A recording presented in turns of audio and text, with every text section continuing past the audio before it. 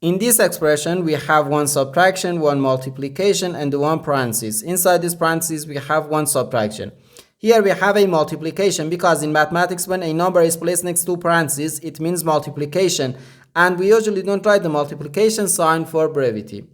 Okay, now, according to the order of operations, first we have to do parentheses, then exponents, then multiplication or division, and finally addition or subtraction. Remember that multiplication and division have equal priority and we have to work from left to right. And the same applies to addition and subtraction. So here, first we have to do this parentheses, then this multiplication, and finally this subtraction.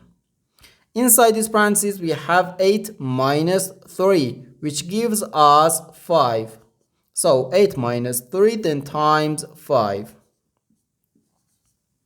Now we have one subtraction and one multiplication.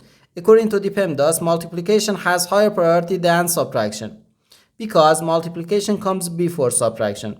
So here first we have to do 3 times 5, which equals 15.